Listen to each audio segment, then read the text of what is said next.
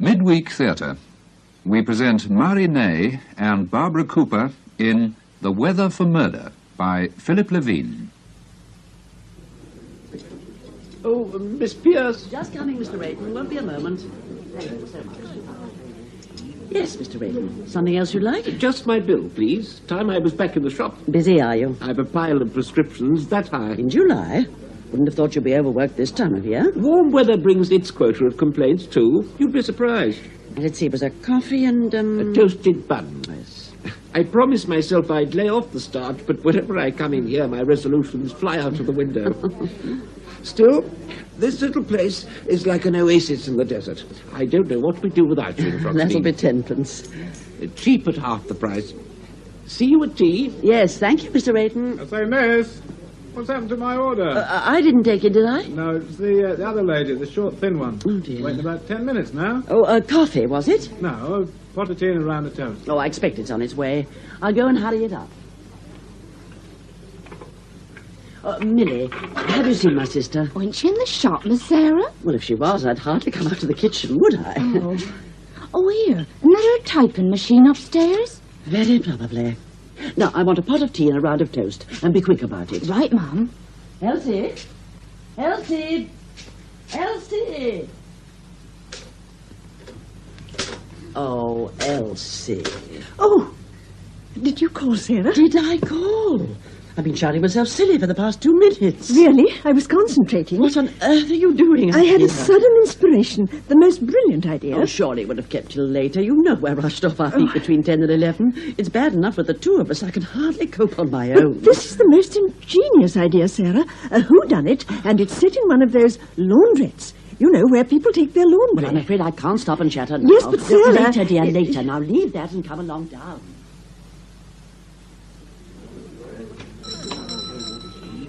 Oh, good morning, Sergeant Foster. Oh, hello, Miss Elsie. Very pleasant out this morning, isn't it? Not that it make much difference to me. Stuck away in a miserable office. Wish I was back on the beat sometimes. Oh, but it's much more fun investigating, isn't it? The only investigating I done this week is to check on 1 dented mudguard and 2 lost cats. Oh, you know, I was hoping you'd drop in this morning. There Was you? something I wanted to ask you.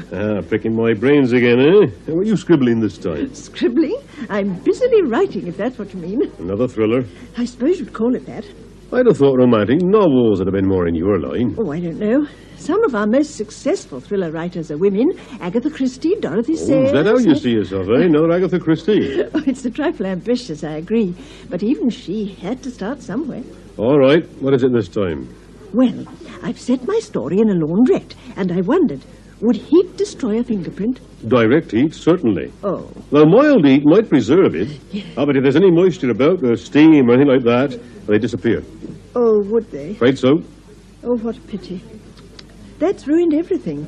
I shan't be able to use that after all. Oh, sorry about that. But you know what I could use right now? A nice, strong cup of tea. Think you might oblige? Oh, certainly, Sergeant. I'll bring it directly. Oh, Millie, is the roast in the oven? Yes, Mum. It's cream of celery today. You haven't forgotten? Oh, no, Miss Sarah. Cream of celery, roaster curry, date pudding and cheese to follow. That's right. Oh, how are we off for curry powder? Enough for today, but you'll need to order some more. Are you off shopping, Sarah? Just going. But I'll be back for the first of the lunches. Oh, have you typed up the menus? Yes, I've got them here. Fine. Put them round the tables. It reminds me, I must see if Mallards have got that sample in yet. What sample is that? The plastic tablecloth. Oh, surely not, Sarah. And what's the objection? I simply loathe plastic. Oh, well, that's no argument. They're highly practical. I dare say, but must everything be practical? Oh, Sarah, customers prefer good old-fashioned cloths, linen. They're more homely. That may be, but very impractical. Do you know what our laundry bill is each week? It runs into pounds. Well, then, let's put up our prices. Oh, they're quite high enough already. Elsie, you may not realize it, but we barely make ends meet. Well, why don't we put in a few more tables? Oh, my dear, if we put in another table or chair, there wouldn't be room to move. But didn't you say something about enlarging the place? Yes, I intend to, if I can acquire that small plot next door. Oh, yes. The one that belongs to Mr. Everett. Mm-hmm. Have you spoken to him yet? No, but I shall at the first opportunity. He usually comes in about 11, though he hasn't been in this morning. Well, if he does, for heaven's sake, don't you say anything. It needs a tactful approach. Yeah. And let's face it, you've no head for business. So I think you'll agree it's best left to me. Oh, yes, indeed, Sarah. I'd be quite hopeless. Good. Well, you set out those menus. You've put on the correct date, haven't you? Yes, the 16th of July. Fine. Then when you've done that, I should have your coffee. Oh, don't leave the shop, will you? Oh, no, Sarah. I'll see you shortly. Oh, I'm sorry, Mrs. Sarah. Good morning, Mrs. Clark. Good morning, Miss Elsie. Oh, I forgot the doughnuts when I was in earlier. They haven't all gone, have they? Oh, no, there's half a dozen left. Well, I take them then. Oh, my, it's been such a morning in the post office. I ran out of 7 8 insurance stamps. Good morning, Elsie. Oh, hello, Mr. Everett. If you'll find yourself a table, I shan't keep you long. Thank you. There's no hurry. That'll be 1 6 pence, Mrs. Clark. That's it then. Well, thank you so much. Morning, Miss Everett. Good morning, Mrs. Clark. The usual, Mr. Everett. Please. Oh, I seem to have missed the rush. Yes, we were frightfully busy earlier on. I was just about to have my coffee, too. Oh, well, join me if you like. Oh, may I? Anything with your coffee? Just a plain bun, I think. Right, I shan't be a jiffy. Yours is, half and half, if I remember rightly. Yes. No milk for you? No, I prefer mine black. They say black coffee keeps the mind alert and clear. And that's very essential if one's doing creative work, don't you think? Oh, very. How's the writing coming along? Oh, not too badly. But it's so difficult finding new ideas. Oh, excuse me, just a moment. There's the postman. It's for you, Miss Pierce. Oh, is it? One parcel, but no need to sign. Thank you. Pleasure. Oh, dear. Another rejection? Well, never mind. There are a great many other publishers. No, I'm afraid there aren't. I've exhausted them all. Oh, well, into the wastepaper basket, I suppose. Tell me, what was it about? Oh, I'd hate to bore Oh, you. you never bore me, Elsie. On the contrary. Now then, come along.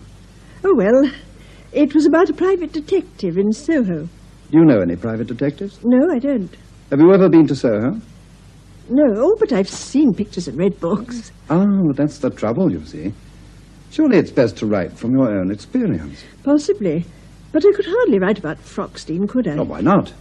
You know Frockstein. Oh, it's so dull and boring, and this tea shop wouldn't make a very exciting background for a thriller. Oh, I wouldn't say that.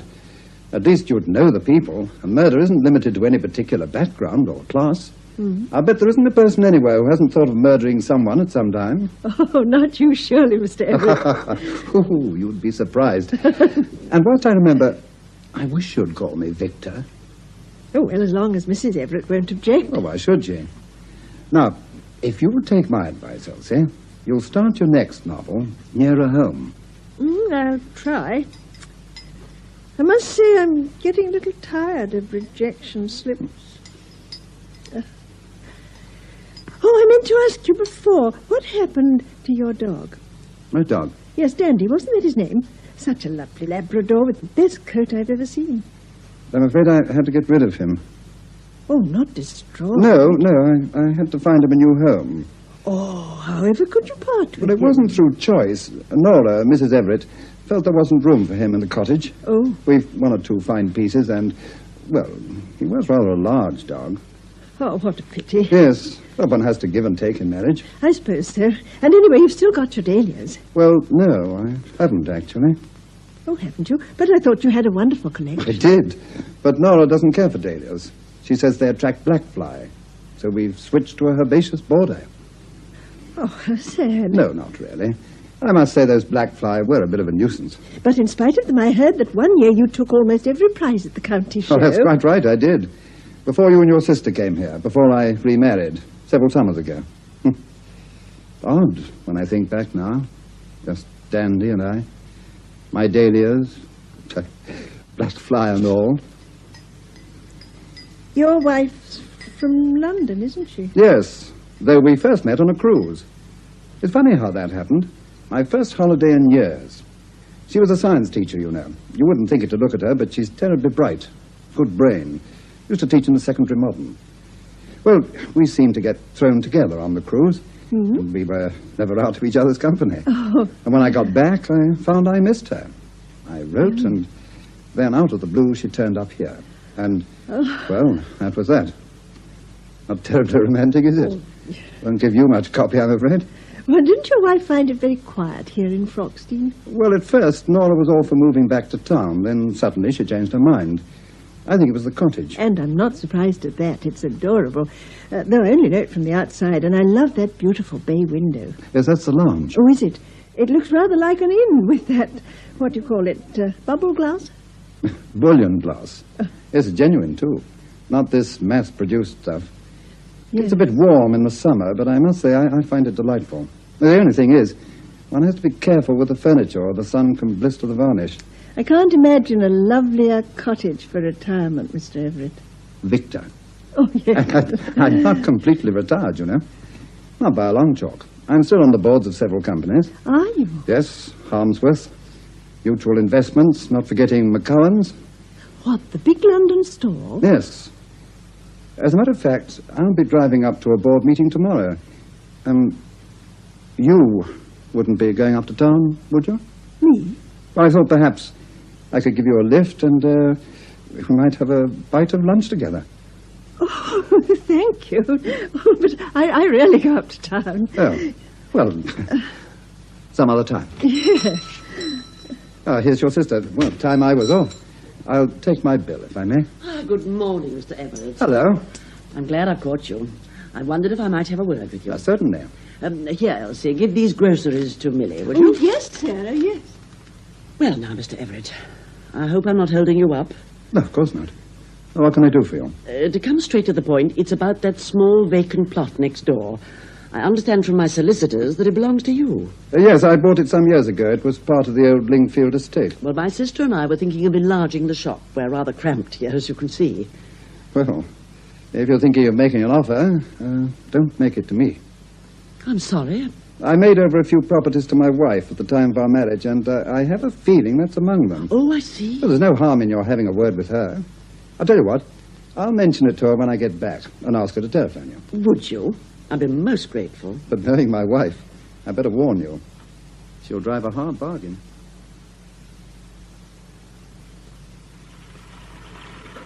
Oh, Millie? Yes, Miss Sarah? Are the new gatto iced? Yes, I'm just going to put the walnuts on. Oh, answer that, Elsie, would you? Oh, yes, Sarah. Millie, you did check that delivery yesterday. Twice. Well, then where's the curry powder? In the cupboard. Oh, I've told you a dozen times, Millie. Spices go on the shelf by the stove. Oh. Elsie, that wasn't Mrs. Everett by any chance? No, Sarah. It was Mrs. Clark from the post office. She asked me to put aside a jam sponge. Oh, I should think Mr. Everett forgot to speak to her. Oh, Sarah, if he promised, then I'm sure he will. He's a frightfully nice man. Such perfect manners. But easily led. Fancy handing property to his wife just like that. No, that shows how considerate he is. I admire him for it. I think Mrs. Everett's a very fortunate woman. We are not the only one. From what I hear, there were quite a few broken hearts in Froxteen when the banns went up. Isn't that right, Millie? Oh, yes, ma'am. There were dozens who had their eye on him. Well, a cottage and a car and pots of money. Oh, I wouldn't have said no to him myself. Still, he hasn't done bad for himself, has he? I mean, she's very smart and not at all bad looking. Got pots herself, I expect. Oh, a shop, Elsie. Oh, right, Sarah. Oh, that smells like the scones. Oh, ma'am. Yeah, Millie, take the cloth or you'll burn your fingers. Yes, ma'am. Oh, good morning, Mrs. Everett. Good morning. I'll take a wholemeal loaf and a small gatto. Certainly. Is that all you've got? Chocolate? The one I had the other day was rather sickly. Haven't you anything else? Oh, we've a new line. Walnut cream. I'm sure you'd like that. May I see one?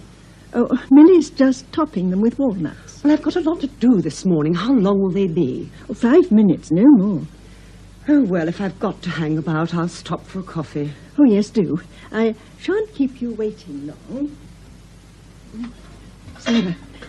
Sarah, Mrs. Everett's just come in. She's staying for coffee. Really? Yes, but would you believe it, Sarah? She said our chocolate gatto was sickly. Oh, what nonsense. We've never had any complaints before. I know. I almost gave her a piece of my mind. I hope you didn't. Oh, no, of course not. I persuaded her to try one of the walnut creams. Are the walnut creams ready yet, Millie? Almost. I'll be through in a jiffy. Well, then, I'd better take in her coffee meantime. No. I'll serve her. It'll be a good opportunity to talk to her about next door. Oh, yes, Sarah. Black or white, Mrs. Everett? Just a dash. That's fine. Oh, there's no sugar bowl. Just a moment. Don't bother, I take saccharin. Of course. I should have remembered by now. Anything else for you? No, not just now. Though I'm glad you brought the coffee in, Miss Pierce. It saves me telephoning. My husband mentioned you'd been inquiring about the plot next door. Oh, yes. As he may have told you, we're anxious to enlarge our premises. Business is flourishing, is it? Not exactly, but, well, as you can see, we're rather limited for space. In our busy times, it becomes rather chaotic. I see. Well, what sort of figure had you in mind? I'm not very sure.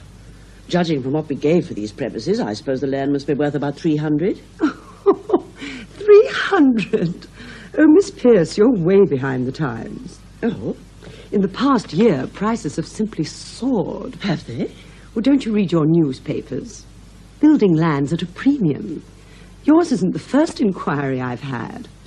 Oh, no, I'm afraid I couldn't let that plot go under 1,200. 1,200?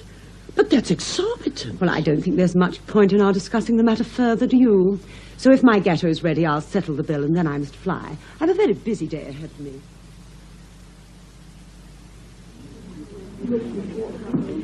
Oh, the heat. Elsie, if you're on your way to the kitchen, put on the other fan, will you? It's terribly close. I intended to, Sarah. Oh, put on the other fan, Millie. All right, Mum. And 2 pots of tea, 1 china, and an egg on toast. Toast, yeah. Whew, wasn't it turned warm? I'm sweltering. Well, we've got both fans on now. I should open the window fully. Must be the hottest day we've had this summer. Have you got that ham sandwich for Sergeant Foster? Yes, here it is. With mustard.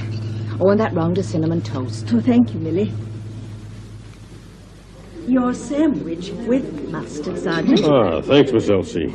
I expect that uniform's a trifle warm this weather. Oh, you can say that again. Still, I suppose I should be thankful I ain't on traffic duty. I wouldn't fancy that with the thermometer touching 80. Is it as high as that? Yes, a sudden high ridge sweeping in from the Azores. Oh, is that what it is? That your telephone? Yes. Answer that, would you, Millie? Yes, Mum. It's all right. Millie's taken it. Oh, you know what I could do with an issue of Tropical Kit. Oh, I'm sure you'll feel refreshed once you've had your tea. Sergeant, I meant to tell you, I've given up writing stories about private detectives. I'm going to concentrate on something nearer home, from my own experience. Well, that should be interesting. Sergeant, Sergeant Foster. Yes, what is it, Millie?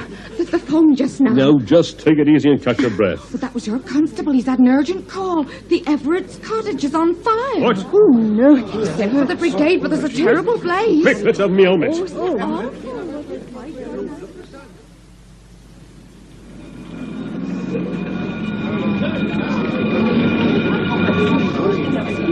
I'm afraid there's little we can do, Sergeant. It's like a raging furnace in there. Just burn itself out. Are you sure there's no one inside? Well, my men couldn't get within 10 yards of the place. We can only pray and hope. How do you think it started? Your guess is as good as mine. That old timber construction's a menace. Once it's alight, there's no holding it. Some blaze. We're lucky it's isolated. At least there's no damage to surrounding property. You'll have to watch that garden shed. Oh, not to worry. My men have got their eye on that. Oh, I see we got ourselves an audience. Yeah, so half the village turned out, we're looking at. I wish they'd keep their distance. They're getting a bit close to that fence. You leave them to me, I'll handle them. All right now, folks. Now, keep well back to that fence. Come along back now, please. Come along back now. Sergeant, what a pity about that lovely cottage. Why, Miss Elsie, what are you doing down here? I never could resist a fire. Well, I must say, you won't see another one like this in a hurry. That roof will be in any minute. Is Mrs. Everett safe? We're keeping our fingers crossed. She was in the shop this morning. Was she? What about her husband? He's gone up to London for a board meeting. He mentioned something yesterday. Where was this meeting, did he say? Yes, he's the director of McCowan's. Oh, that's helpful. I'll try and get him on the blower right away. Now, do keep away from that fence, please!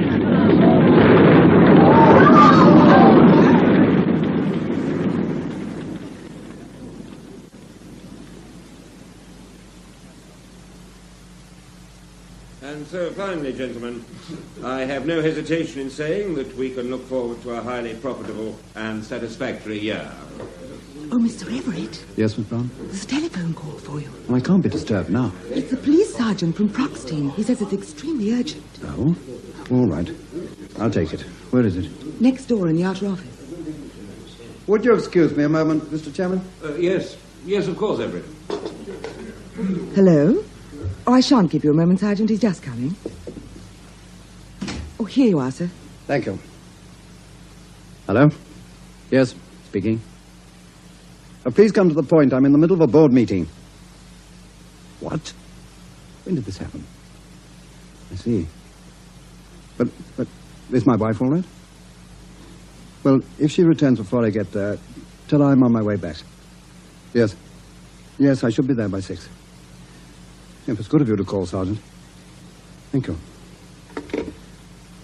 Miss Brown. Yes, sir? Get me a brandy, would you? Certainly, sir.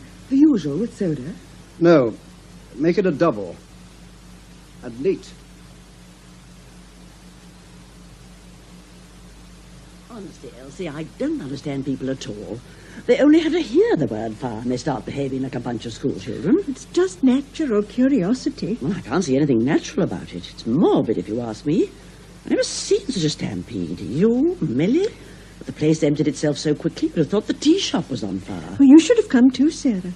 It was still burning when I left. Oh, poor Mr. Everett. He will be upset. Well, I hope he had the good sense to be insured. But that'll hardly compensate for the loss of such a charming cottage. And all the inconvenience, Sarah. I mean, where will the Everetts live? Well, they'll have to find a hotel. And to think of all their beautiful antique furniture. It'll be replaced if it's insured. Oh, but it's not the same. Be practical. One chair's the same as another. But they've lost everything. Except the garden shed. It's about time Millie was back. I'll have something to say to her, gallivanting off without so much as a by your leave. Oh, if she is now. And about time. Sorry, Ma'am, but the most terrible things happened. Oh? The fireman found a body in the cottage. Oh, dear. It's Mrs. Everett, there's no doubt. Oh, to think she was only in here this morning. Now, use your handkerchief, Millie, for goodness sake. Are they certain it was Mrs. Everett? Yes, I heard the fireman say. Oh, how dreadful. Oh, it was terrible, Ma'am. They had a police car there, and she was all covered in a sheet. Oh, dear. Oh. All right, was Millie. shocking, Ma'am. Now, just pull yourself together. Get the tea things washed up, and then you can go off. Right, Ma'am. Oh, poor Mr. Everett. Oh, yes. Poor man. But people get over these things like everything else. Still, we could offer to help. Help? In what way? Well, Sarah, it's an awful thought that the poor man will have to stay alone in some ghastly hotel room. Couldn't we offer to put him up for a day or two? Well, I suppose we could. Oh, we've a spare room, Sarah, and he wouldn't be much bother. He could eat down here. Oh, surely it's the least we could do. I'm sorry to have brought you down here, sir, but it wasn't necessary for identification purposes. I understand, Sergeant. Oh, there's a deed box in my office. I'm afraid that's all that was salvaged. Thank you. Well, I suppose I'd better look round for a room of some sort. No need to worry, sir. Miss Pierce in the tea room said they'd be happy to put you up. Really? I don't know whether I could bother them. Oh, they'd be only too pleased. They'll be much more comfortable there than an hotel. And we shall need you for the inquest. Now, Doctor, you examined the remains of the deceased? Yes.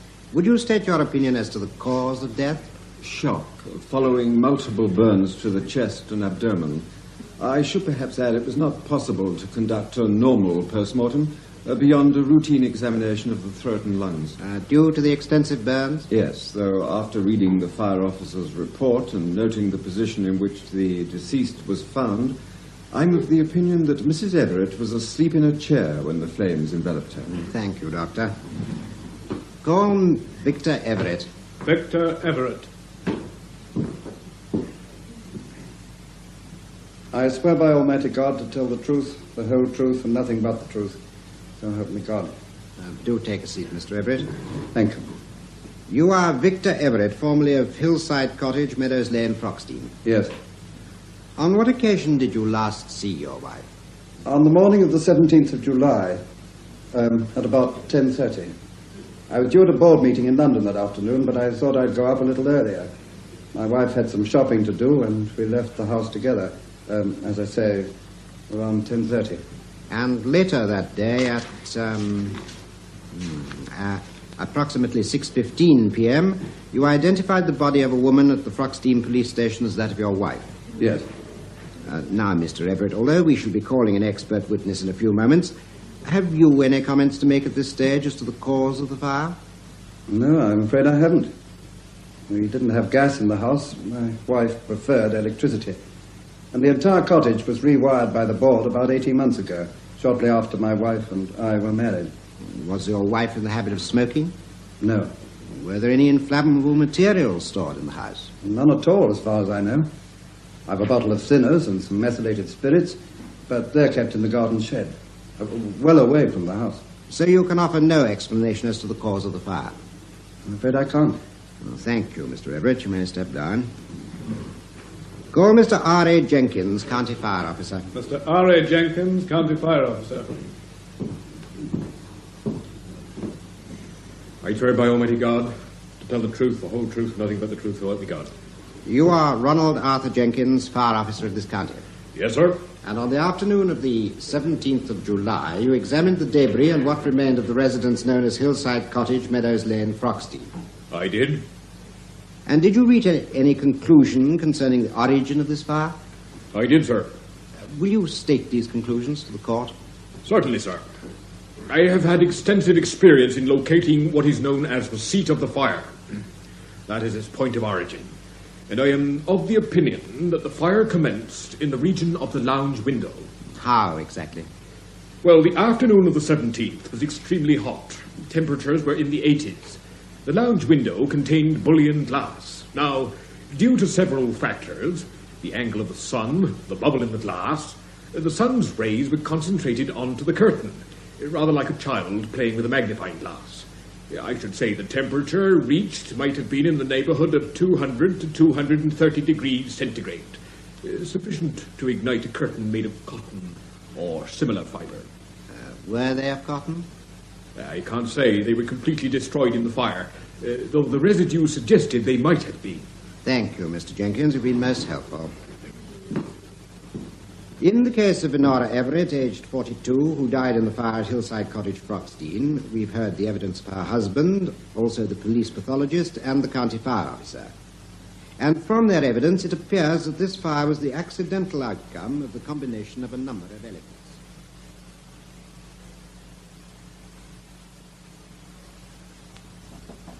Come in. Oh, I hope I'm not disturbing you, Mr. Everett. Of course not. I brought you a few flowers from the garden. Help cheer up the room. I saw you cutting them, but I didn't realize they were for me. Yeah. Dahlias, too. Oh, thank you. Are you quite comfortable? Oh, very. I really can't thank you and your sister enough. You've been so very kind. Oh, not at all. Though I don't think I should stay here much longer. I've been here over a week. Oh, you're not any trouble. And it's quite a change having a man about the house. Well, I'm negotiating for another cottage, but these things do take a little time. Well, as far as I'm concerned, you're welcome to stay till everything's settled. Thank you. How's the writing coming along? Oh, well, I've been thinking about what you said. Finding a subject nearer home. Yes. And to tell you the truth, I did get an idea, but, well, on reflection, I thought it might be in bad taste. Ah, now, that immediately makes my ears prick up. Tell me more. Must I? Come now. It surely can't be as bad as all that. You might change your mind if I tell you. Well, you try me. Well, if you must know, it came to me during the inquest. The inquest? On your wife. Please, do go on. Well, I don't know how to say it, but I thought it might be an idea to start my story with a fire in the village. Well, it's been done rather often. Yes, I suppose it has. I haven't really worked it out in detail. I thought I'd talk it over with Sergeant Foster when he drops in for tea. And unless, of course, you feel or you object. But why on earth should I? No, do go ahead. Though, personally, I should have looked for something a little more original.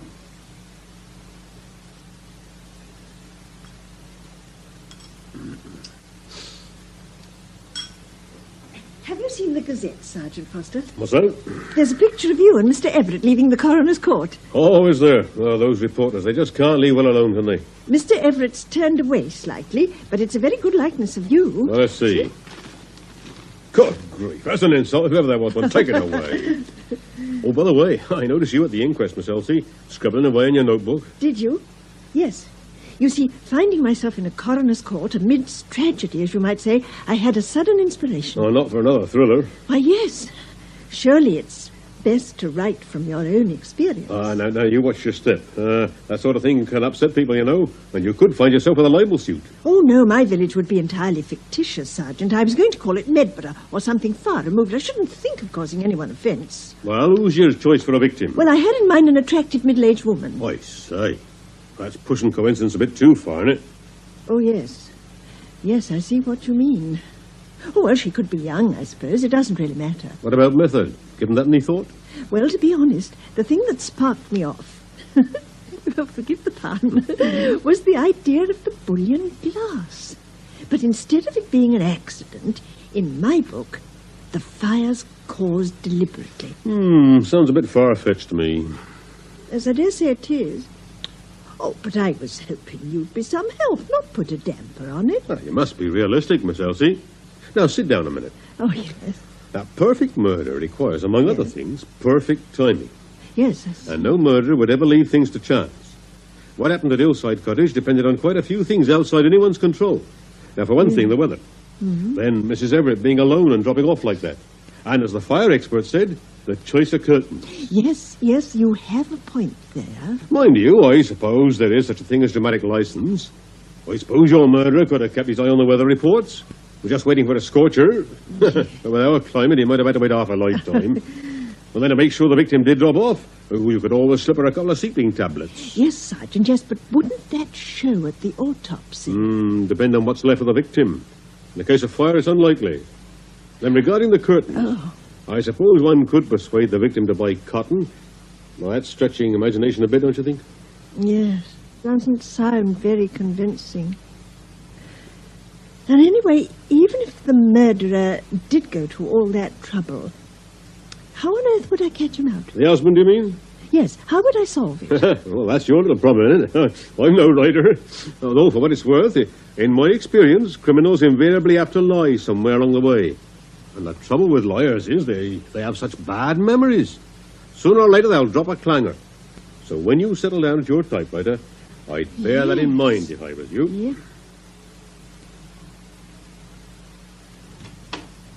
Oh, forgive me, Elsie. I didn't realize you were in here. Oh, do come in. Oh, thank you. The pot's still warm. Would you like a cup? Oh, thanks. No, don't you get up. I'll see to it. Would you like a second one? Oh, yes. It'd give me pleasure to serve you for a change. Thank you. Sarah's at a club committee meeting. Oh, another? She can't sit still for a moment. Always doing something. Been like that all her life, even as a child. It must get rather lonely for you. Oh, I'm used to it. I'm afraid that's one thing I've never got used to. Loneliness. I'm a person who needs companionship. Here you are. Thank you. You must miss her dreadfully. Who? Your wife. Oh, yes. I'm sorry. That was tactless of me. Oh, not at all. One can't grieve forever, can one? There's no point in moping. There comes a time when one must face reality. Oh, I imagined you were something of a sentimentalist. Now, Elsie. I know you will hate the cliché, but never judge a book by its cover. Throughout my professional life, I've learned to adapt myself to the situation. It's the only way. I'm different. I've never been willing to accept second best. That's probably why I've remained an old spinster. Not old. Oh, come now. As you said, one must face reality. Perhaps. But it still puzzles me why somebody hasn't snapped you up long ago. Oh, do forgive me. Would you like a piece of cake? It's chocolate. Yes, I think I will. Oh, hey, no, not too large a slice. It's our own, you know. Yes, I've had your gâteau on several occasions. They're excellent. But the one I'm really partial to is that new one of yours. What do you call it? Walnut cream. Yes, that's one of Sarah's creations. Walnut cream, did you say? Yes, even Nora was aghast when I asked for a second helping. Oh, don't look so surprised. I have a very sweet tooth. I'm sure you must have noticed. Yes, of course. Oh, what is it? Are you all right? I'm sorry. I hope you won't think I'm being rude, but I've a slight headache. I think I'll have an early night. Elsie? Oh, in bed already? Yes, I was feeling rather tired. Oh, well, then I won't disturb you. No, don't go, Sarah. Hmm? Did the meeting go well? Very. The bazaar's to be held on the 25th. I've promised them one or two things. Oh, I should give them a sponge or a gâteau. I probably will. That new one of yours. Walnut cream is very popular. Yes, I'm feeling rather proud of that. You know, I suddenly realized the very first one went to Mrs. Everett. Oh, did it? Oh, yes, you're right. I remember now. The day of the fire. And if Mr. Everett drove to London at 10:20, he couldn't have had any of it. Well, he's made up for it. He had several portions of tea yesterday. Oh, did he? Yes, but what I mean was... Now, you lie back and I'll straighten your pillow. There. If you're feeling tired, this is no time to chatter. That's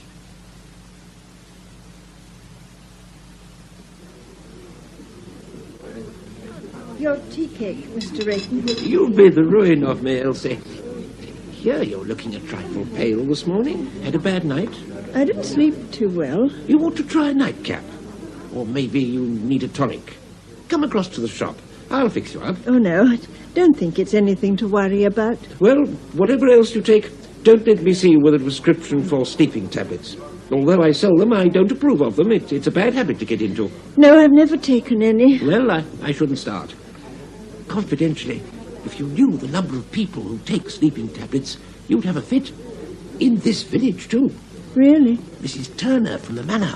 No. Bert Parker at the pub. Old Mrs. Denton. Mr. Everett. Charlie Mr. Miller. Everett, did you say? Yes, I thought that would shake you. But I filled a prescription for him not a fortnight ago.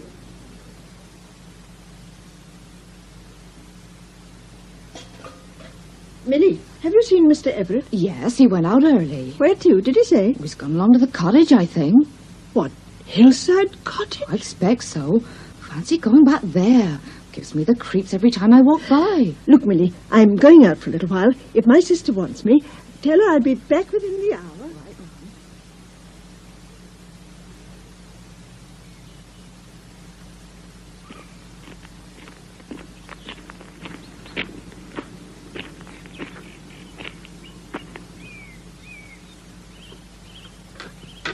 Who's that? Oh, it's you, Elsie.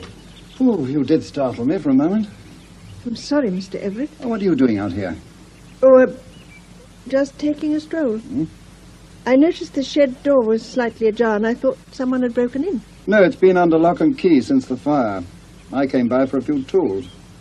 What have you got there? In your hand? Oh, this tin, you mean? Just some sodium chlorate. Your path could do with weeding. I thought I'd make myself useful. You don't mind my helping out in the garden? No. I'm sure Sarah will be most grateful. Yes, but what about you? I was hoping I'd save you a few back-breaking jobs. Oh, well, thank you. Elsie, I have a confession to make to you. You, confession? Yes. Trouble is, where to begin? Is it about your wife? I can see no one can keep things hidden from you. The truth is, we didn't get on very well. During the past 6 months, it became almost unbearable. It was as much as I could do to sit in the same room with her. Oh, I escaped whenever I could. You know, your little tea room was a haven to me. Oh, the fire was a shocking, dreadful thing to have happened, but if I'm to be honest, I'm not unhappy. Far from it. Why are you telling me this? Because well, with everyone offering their condolences, it's been a great strain having to keep up this pretense. I needed to tell someone. Who better than you? Oh. You were up rather early this morning, weren't you? Always been an early riser. Oh, didn't you sleep well? On the contrary, never better. Sarah came in rather late. I thought she may have disturbed you. No, I'm a very heavy sleeper. Have you always been like that? Yes, since I can remember. I'm one of those people who drops off the moment their head touches the pillow.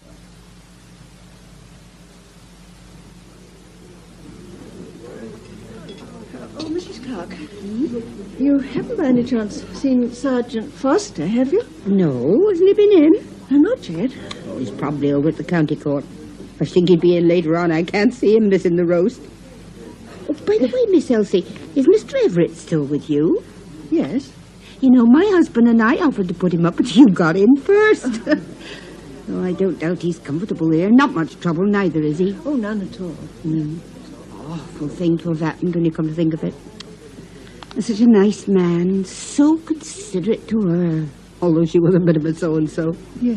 You know, I've never known a man worry about his wife's health and comfort as much as he did. Really? Yes. You know, she was very susceptible to rheumatism, as Mrs. Everett. No. Oh, well, nothing serious, but he'd never take any chances with her. Now, this will take a lot of believing, but do you know, he used to ring me up at the post office daily to put him through to London for the weather report. Never missed a day throughout the summer, just in case of rain. Now, wasn't that considerate? Yes. Very. Oh, my gracious goodness, look at the time. I'll have a queue of customers at the counter, I'll bet. Oh, yes, Sergeant Foster, now. Hello, Mrs. Clark. Oh, I can't stop just off the way, Sarge. Is the roast still on, Miss Elsie? Yes, yes, it is. I'm so glad Oh, well, a you've come generous in. portion for an hungry copper. Then maybe we'll talk. Go on at the double, I'm famished. Oh,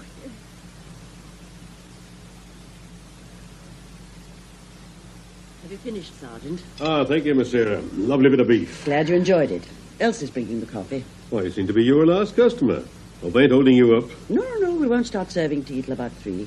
your coffee, Sergeant. Thank you, Miss Elsie. Oh, Elsie, while I remember, as it's half day tomorrow, I promised to help with the bazaar.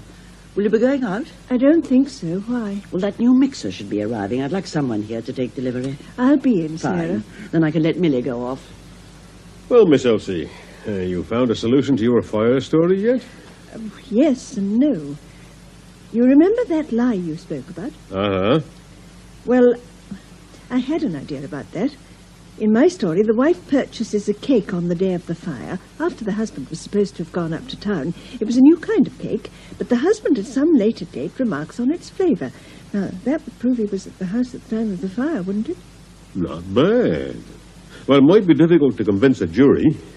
But if one could prove he got a prescription for sleeping tablets, though he was a sound sleeper... Possessing sleeping tablets doesn't mean he administered them. But if one also had a witness to prove he made daily inquiries about the weather, on the pretence of his wife's rheumatism... You still have to prove criminal intent. I mean, that merely sounds like the action of a considerate husband. Ah, you need something more definite than that. Now, I don't want to encroach upon your territory. Oh, no, please do. And I think some of these ideas are jolly good, but you know where the weakness lies, don't you? No. Those curtains. You see, cottons vary so. I mean, and no matter how odd it was, you could never be certain they'd catch a light. Unless one experimented. Still a bit risky. Now, what's needed is some really inflammable material. Say a piece of loose weave cellulose net. Loose weave net. Well, after all, I mean, it's pretty commonplace. If it was hung in front of the other curtains, no one would give it a second glance. And it wouldn't leave any trace. Yes, that's certainly an idea. And then to be double sure, it'd need impregnating with something highly inflammable. Not petrol or anything like that, but something odorless. Now, let me see. An ideal thing would be sodium chlorate. Sodium chlorate? Yes, it's used in weed killers. Oh, you can buy it neat without prescription. I bet there's a tin in almost every other garden shed. Yes. Oh, I can see I've given you something to think about, eh? So I think I'll take my leave now. Oh, just one other thing. What about motive? Motive? Well, one doesn't usually commit murder without rhyme or reason. Is the husband hard up?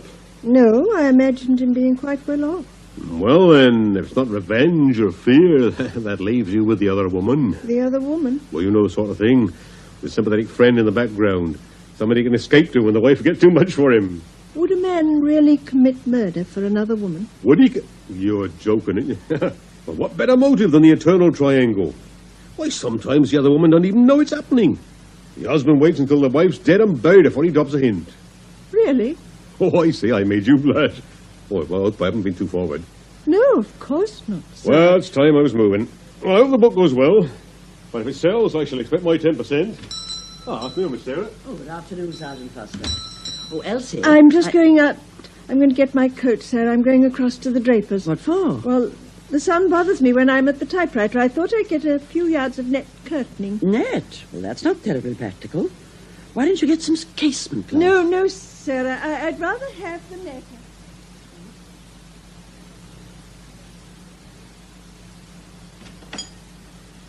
Afternoon, Miss Pierce. Something I can get you? Yes, Mr. Potter. I want a few yards of loose weave cellulose net. Nothing like knowing what you mean or what you want, is there? Have you such a thing? I'm afraid we don't carry a very large selection of net curtaining. Funnily enough, you're the second one who's asked for loose wave in the past month. Oh? Well, forgive me for being curious, but I'd hate to have the same curtains as my next-door neighbour who asked for the net. Can you remember? No, not offhand. My new girl, Connie, was serving. Connie? Did you call, Mr. Potter? Here a minute. Yes, Mr. Potter? That inquiry you had for loose weave net, who asked for it? Loose weave net? I was in the stock room at the time. How long ago? Oh, 3 or 4 weeks. It was the first week I was here. I didn't know whether I was coming or going. Well, I remember I told you to tell the customer to try a theatrical place, Harrington's of Retford. They usually stock loose weave. Oh, yes, I remember that. But I can't remember the customer. Oh, never mind. What was the place you mentioned, Harrington's? That's about the nearest, bar going up to London.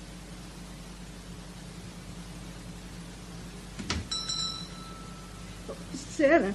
You didn't have any luck, I see. No, I shall be going into Retford tomorrow afternoon. Tomorrow? But you were going to take delivery of the mixer. Oh, was I? Oh, dear. And I've already bought my ticket. Oh, well, you might have told me. I've already given Millie the afternoon off. Perhaps she'll stay if you ask her. Oh, really, Elsie? You are the limit.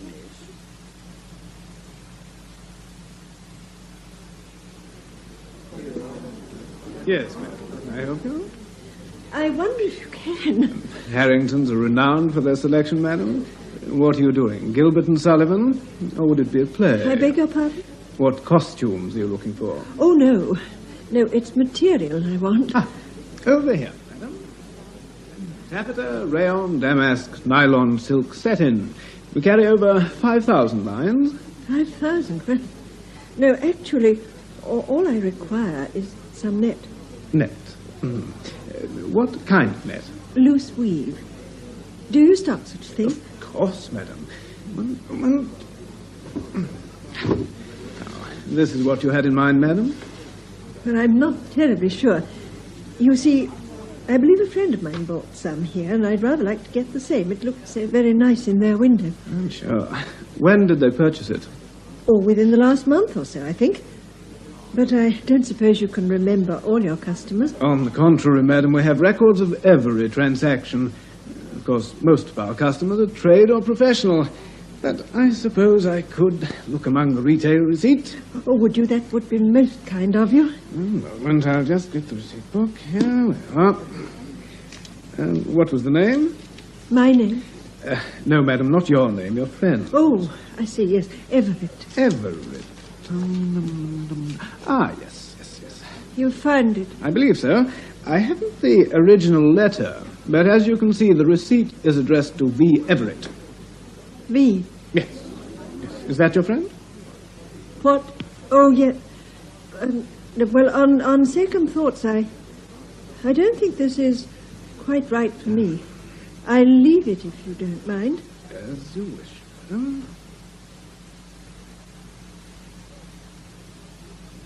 Good afternoon, Miss Pierce. Looking for Sergeant Foster? Oh, yes. Yes, Constable, I was. Is he about? Oh, you just missed him, but he should be back shortly. Can I take a message? No, but I would like a word with him as soon as possible. Perhaps you'd tell him I called. Oh, certainly. I'll put a note on his desk right away. Oh, Millie, it's you. Yes, ma'am. Oh, dear, I do wish you wouldn't creep about like that. What are you doing up here? The laundry came. I put yours in your room. This is for Mr. Everett. Is he in? No, he went out after lunch.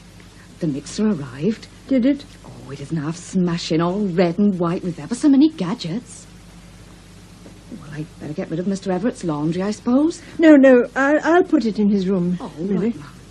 Oh, thank you. You can go off now. Oh, thank you, Mum. See you tomorrow.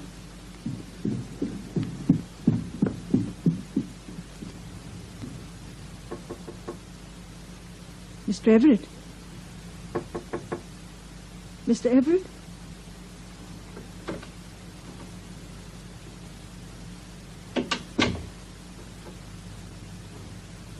Oh. Now I wonder... A deed box. Why, it's open.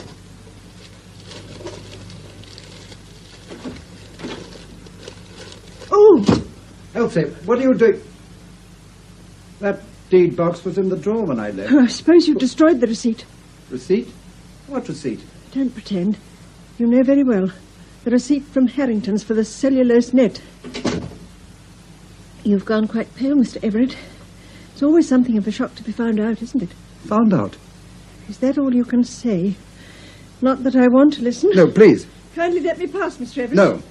I asked you to let me pass. Elsie, please, I must talk to you. I see no point. Look, I can guess what you must be thinking. You imagine that... Imagine? Really? Do you deny that you lied to the police and the coroner about the time you drove up to London? No. Or that you obtained a prescription for sleeping tablets when you sleep perfectly well without them? You obviously know, so how can I deny it? Or that for weeks you inquired daily about the weather? That's perfectly true. And that you purchased 6 yards of loose weave netting and impregnated it with weed killer to make it more inflammable? That I do deny. But I saw you with the tin of sodium chloride. But I didn't purchase it. Your name was on the receipt for the No, net. I can... Don't deny it. I saw it with my own eyes. Look, I don't blame you for what you're thinking. That's most kind If of you. only you'll listen to me, just for a few moments. Look, I'll move away from the door. It's unlocked. You're free to leave whenever you like. But just a few minutes of your time, that's all I ask. Please. All right. Thank you. Well, you remember I told you that Nora and I didn't get on very well together? Yes? Well, that was something of an understatement. The marriage was a terrible mistake. I'd have left her, but frankly, I couldn't bear the thought of a divorce and all the scandal. And if you ask why she stayed, I can tell you in one word. Money. But I thought she was quite well off. Oh, believe me, when I married her, I wasn't concerned one way or another. But she deliberately lied to me about her income. The fact is, she hadn't a penny. There was little doubt why she married me. You were quite right. On the day of the fire, I was at the cottage for lunch. Then why did you? All in good time. After lunch, Nora went across to the hatch to pour out the coffee. There was a mirror facing the table, and as I looked up, I saw her drop some tablets into one of the cups. I imagined it was her saccharin, but as she turned, I realized that my cup was the one with the tablets. She'd handed you the wrong cup. So I thought. I suppose I could have said something, but it would only have led to an argument. Nora was never one to admit a mistake.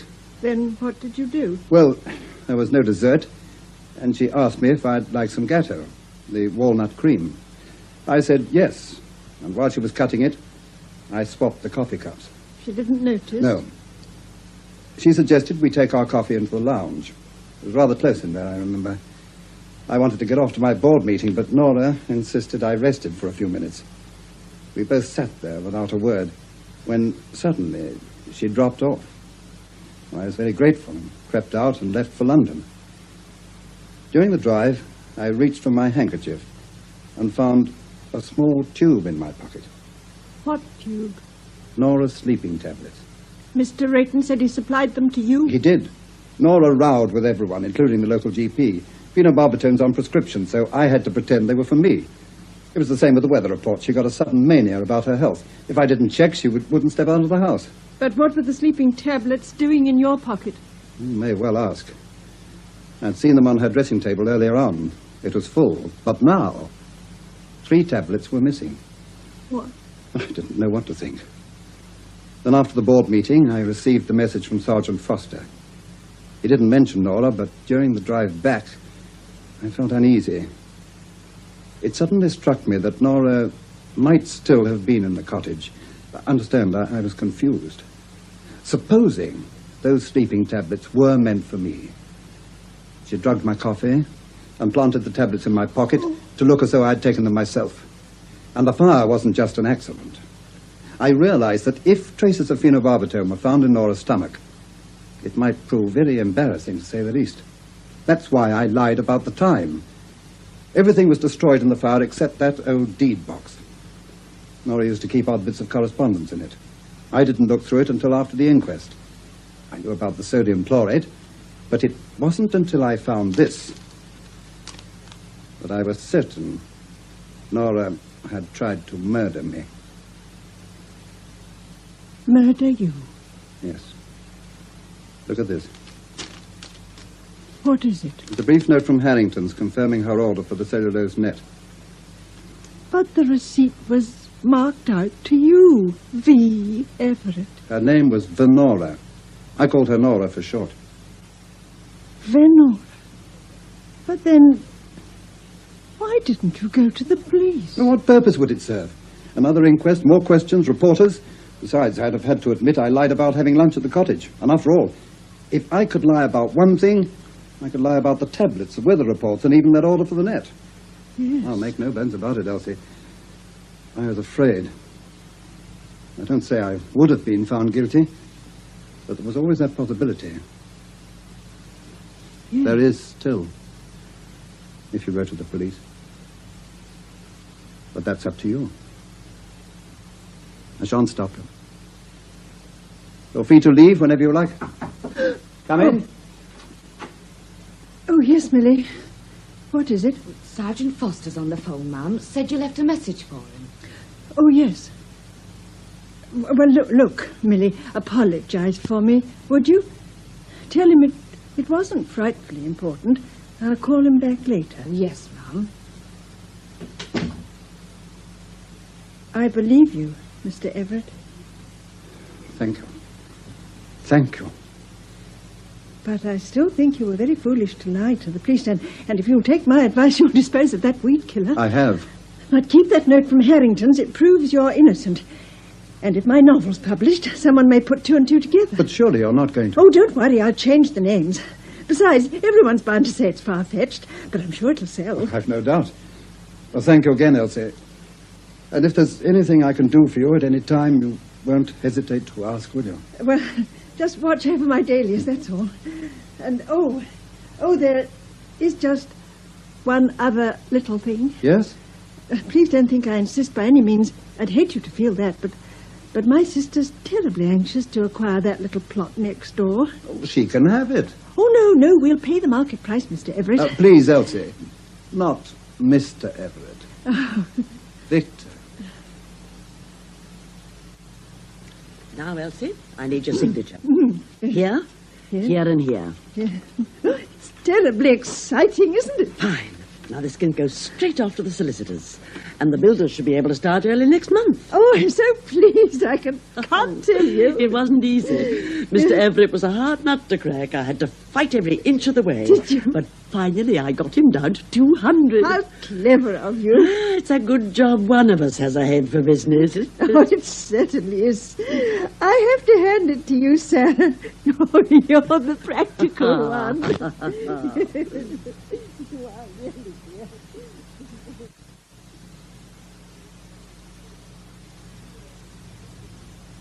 That was The Weather for Murder by Philip Levine, in which you heard Marie Ney as Elsie Pierce and Barbara Cooper as Sarah Pierce. Mr. Rayton was played by Derek Blomfield, Millie by Peggy Butt, Sergeant Foster Julian Summers, Mrs. Clark Vivian Chatterton, Mr. Everett Derek Birch, Mrs. Everett Stella Tanner, Miss Brown Zibba Mays, Coroner John Brining, Mr. Jenkins William Edel, Mr. Potter Louis Stringer, Connie Angela Piper, and the costumier Donald McKillie.